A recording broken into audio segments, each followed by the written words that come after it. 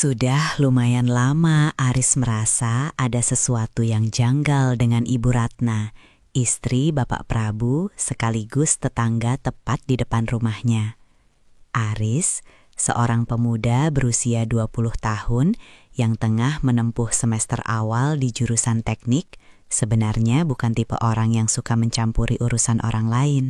Namun, setiap kali Pak Prabu pergi dinas keluar kota untuk urusan bisnis atau jabatan organisasinya, perubahan pada Ibu Ratna terlalu mencolok untuk diabaikan begitu saja oleh mata mudanya. Penampilan wanita berusia 45 tahun itu mendadak berubah drastis dari hari-hari biasanya. Jika biasanya ia terlihat bersahaja dengan daster atau gamis longgar saat menyiram tanaman, maka saat suaminya tak ada, Ibu Ratna akan bertransformasi menjadi sosok yang jauh lebih rapi, anggun, dan berseri-seri. Ia nampak lebih rajin bersolek, mengenakan pakaian yang lebih modis, bahkan cenderung berani, yang mampu memamerkan lekuk tubuhnya yang masih terjaga padat dan terawat.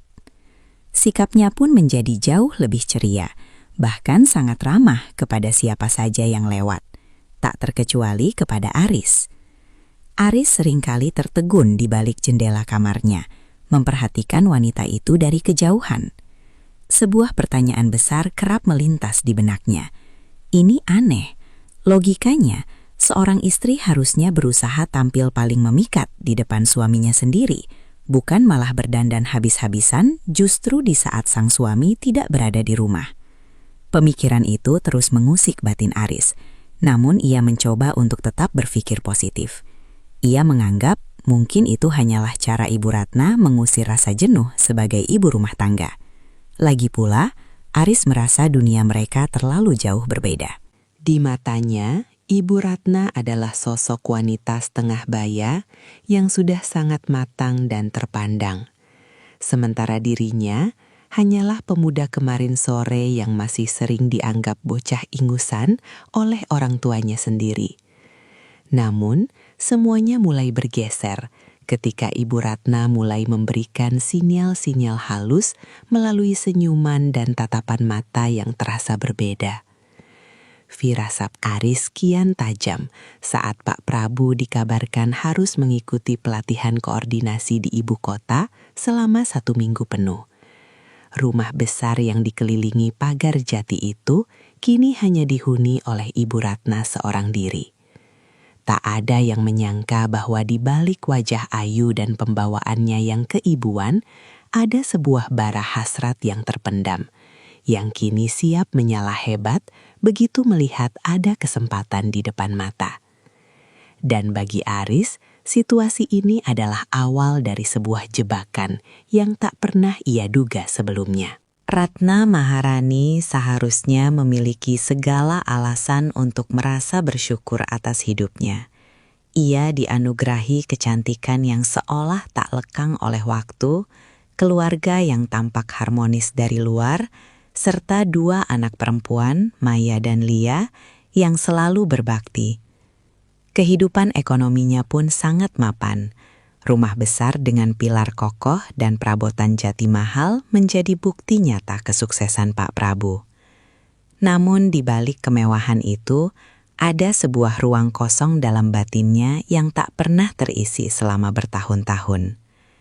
Ratna menikah dengan Pak Prabu 25 tahun yang lalu, saat usianya baru genap 20 tahun dan masih sangat lugu. Kala itu, Pak Prabu adalah seorang pria mapan berusia 40 tahun. Perbedaan usia yang mencapai 2 dekade bukanlah masalah di awal pernikahan mereka. Namun kini, ketika Ratna memasuki usia 45 tahun, masa di mana seorang wanita seringkali mengalami puncak kecantikan kedua, Pak Prabu telah melewati usia 65 tahun dan mulai kehilangan gairah masa mudanya. Sudah lama rumah tangga itu terasa dingin, tidak sehangat dulu lagi. Pak Prabu memang selalu memenuhi nafkah lahir dengan melimpah, namun urusan batin dan kehangatan di atas ranjang sudah lama terlupakan. Jikapun ada, itu hanya sekadar formalitas yang terasa hambar. Awalnya, Ratna berusaha menerima kenyataan ini sebagai konsekuensi menikahi pria yang jauh lebih tua. Ia mencoba mengalihkan rasa sepinya dengan kegiatan positif, seperti arisan dan pengajian demi membunuh waktu. Namun, setiap kali malam datang dan rumah besar itu diselimuti sunyi, jiwa Ratna merana. Ia seringkali berdiri lama di depan cermin rias kamarnya sebelum tidur, menatap bayangan dirinya sendiri. Wajahnya masih ayu dengan lesung pipi yang menawan. Kulitnya putih terawat tanpa kerutan, dan bentuk tubuhnya, walau sudah melahirkan 2 kali, tetap padat berisi, tidak seperti wanita seusianya. Tangannya sering mengusap lembut wajah dan lehernya sendiri, sementara batinnya berbisik pedih. Tubuh ini terlalu sempurna untuk tidak pernah disentuh dan dianggap ada. Kesepian yang kronis itu mulai mengubahnya. Ratna mulai mencari pelarian di dunia maya, sekadar mencari teman berbincang untuk mengisi kekosongan hati. Namun, layar ponsel saja tidak cukup. Rasa ingin diperhatikan dan dipuja sebagai wanita kembali membuncah. Itulah sebabnya, setiap kali Pak Prabu pergi keluar kota, Ratna seolah melepaskan topengnya. Ia mulai berani mengenakan gaun pendek yang menonjolkan pesona fisiknya. Menikmati setiap pasang mata lelaki yang menatapnya dengan kekaguman. Baginya, tatapan-tatapan itu adalah satu-satunya cara untuk merasa bahwa dirinya masih hidup dan berharga sebagai seorang wanita. Siang itu, matahari sedang terik-teriknya ketika Aris baru saja menginjakan kaki di halaman rumah setelah pulang dari kampus. Di tengah rasa gerahnya, ia teringat bahwa ia membutuhkan tanda tangan dan stempel ketua lingkungan dari Pak Prabu untuk mengurus administrasi beasiswa. Tanpa curiga, Aris melangkah menuju rumah besar di depan kediamannya itu. Namun, langkahnya seketika tertahan di depan pintu jati yang ternyata sedikit terbuka, menyisakan celah kecil yang mengundang rasa ingin tahu. Aris tertegun. Dari celah itu, terdengar sayup-sayup suara Ibu Ratna bersahutan dengan suara seorang lelaki.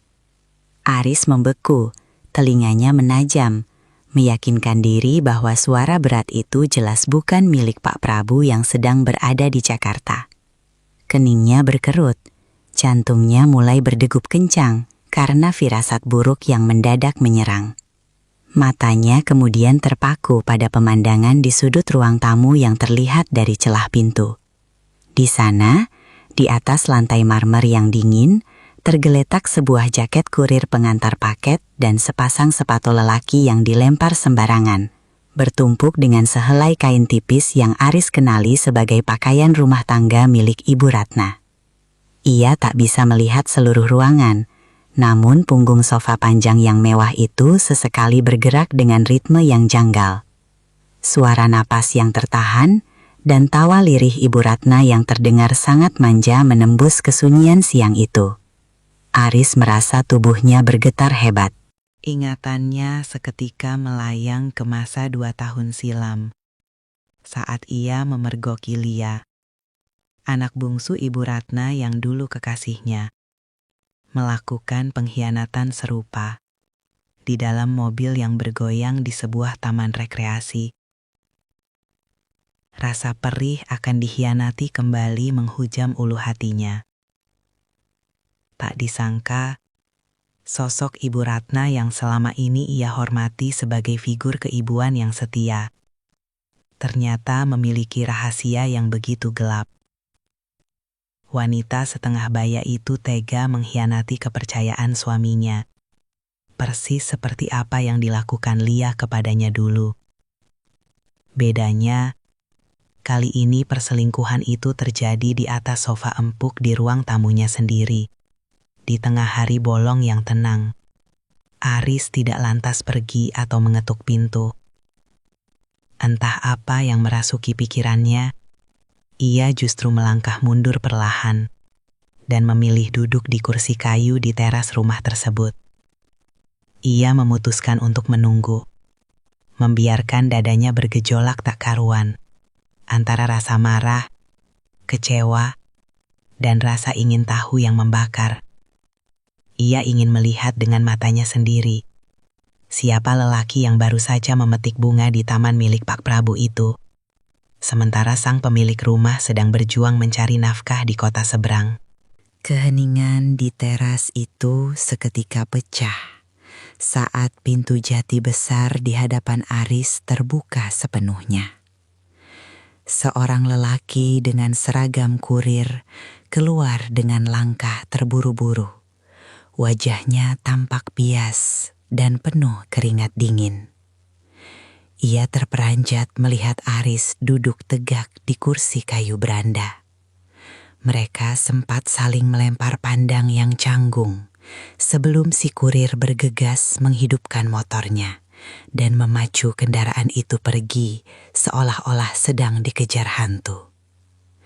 Aris hanya terdiam, matanya menatap tajam ke arah pintu yang kini masih terbuka setengah. Tak lama kemudian Ibu Ratna muncul. Tangannya sibuk menyisir rambut dengan jari, lalu mengikatnya menjadi cepol santai di tengkuk leher. Wajahnya yang semula tampak bersemu merah, seketika berubah pucat pasi saat mendapati Aris berada di sana. Dengan gerakan refleks yang gugup, ia merapikan ujung gaun pendeknya yang sedikit kusut, berusaha mengembalikan wibawa seorang istri tokoh masyarakat yang terpandang. "Aris, sudah lama di sini, Nak?" tanya Ratna dengan suara yang sedikit bergetar. Aris bangkit berdiri, wajahnya datar, namun matanya menyiratkan kekecewaan yang mendalam. "Sekitar 15 menit, Tante. Saya tidak mau mengetuk pintu karena sepertinya Tante sedang sangat sibuk di dalam," jawab Aris dengan penekanan pada kata terakhir. Mendengar pengakuan jujur itu, wajah Ratna memerah padam. Ketakutan hebat mulai menjalar di benaknya. Ia membayangkan betapa hancurnya reputasinya jika Aris menceritakan apa yang ia lihat kepada Pak Prabu atau warga sekitar. Namun di tengah kepanikan itu, sisi nakal dalam batinnya justru memberikan sinyal lain. Ia melihat bagaimana cara Aris menatapnya. Ada kemarahan, tapi juga ada gejolak jiwa muda yang terpancar dari tatapan pemuda itu. "Masuklah dulu, Aris. Tidak enak bicara di luar," ajak Ratna dengan nada yang mendadak melembut, hampir berbisik. Aris menurut dengan langkah berat. Saat duduk di sofa yang masih terasa hangat itu, hatinya makin berkecamuk. Di dalam ruang tamu yang tertutup rapat, Ratna tidak lagi berbelit-belit. Ia duduk di hadapan Aris, matanya mulai berkaca-kaca saat ia menceritakan kejujuran tentang kesepian yang selama ini membelenggu batinnya. Ia mengaku sebagai wanita biasa yang haus akan kasih sayang yang tak lagi ia dapatkan dari suaminya yang jauh lebih tua. Ia memohon dengan sangat agar Aris menjaga rahasia ini, sementara jemari tangannya mulai berani menyentuh punggung tangan Aris, mencoba membujuk pemuda itu dengan pesona yang selama ini ia simpan rapat-rapat. Di dalam kamar utama yang sejuk oleh embusan pendingin ruangan, suasana mendadak terasa begitu menyesakkan bagi Aris. Ia berdiri mematung di hadapan Ibu Ratna, wanita yang selama ini ia anggap sebagai sosok ibu yang terhormat. Namun, pengakuan jujur dan air mata yang membasahi pipi wanita itu perlahan mengikis rasa benci dalam hati Aris. Ratna bercerita betapa ia merasa hanya menjadi pajangan di rumah besar ini. Seorang istri yang dipenuhi kebutuhan materinya, namun dibiarkan kering kerontang secara batiniah. "Aris, Tante tahu ini salah, tapi tolong, jangan samakan Tante dengan Lia. Tante hanya kesepian, sangat kesepian," bisik Ratna dengan nada yang meruntuhkan pertahanan Aris. Mendengar nama Lia disebut, luka lama Aris seolah tersiram cuka. Namun anehnya, kehadiran Ratna yang begitu dekat justru memberikan sensasi yang berbeda. Aroma parfum melati yang lembut dan tatapan mata Ratna yang sayu seolah menjadi magnet yang menarik jiwa muda Aris ke dalam pusaran yang berbahaya. Aris yang awalnya datang hanya untuk urusan administrasi, kini benar-benar melupakan tujuan awalnya. Gejolak masa muda dan rasa haus akan kasih sayang yang serupa membuat keduanya terjebak dalam ruang dan waktu yang sama. Ratna melangkah mendekat. Jemarinya yang halus menyentuh lengan Aris yang kokoh. Ia tidak lagi memohon dengan kata-kata, melainkan dengan bahasa tubuh yang sulit ditolak oleh pemuda manapun. Aris merasa jantungnya berdegup kencang hingga ke telinga. Bayangan Pak Prabu yang sedang bekerja keras di Jakarta sempat melintas, namun segera memudar saat ia melihat kerapuhan di mata wanita di hadapannya.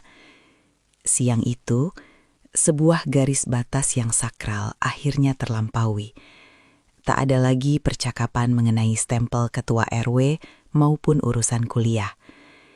Kamar yang tenang itu menjadi saksi lahirnya sebuah rahasia gelap yang akan mengikat mereka dalam hubungan yang terlarang. Aris, yang 2 tahun lalu merasa hancur karena dikhianati oleh sang anak, kini justru jatuh ke dalam pelukan sang ibu. Ketika matahari mulai tergelincir ke arah barat, kesadaran perlahan menyergap mereka, seperti tamparan yang keras. Ada penyesalan yang membayang di sela-sela hening, namun mereka tahu bahwa pintu itu sudah terbuka dan mustahil untuk ditutup kembali begitu saja. Janji untuk tidak mengulangi memang terucap di bibir, namun di balik itu, benih-benih rahasia telah tertanam dalam. Selama Pak Prabu belum kembali, rumah besar itu tetap akan menjadi panggung bagi petualangan rahasia yang penuh dosa, namun mendebarkan bagi Aris dan Ibu Ratna.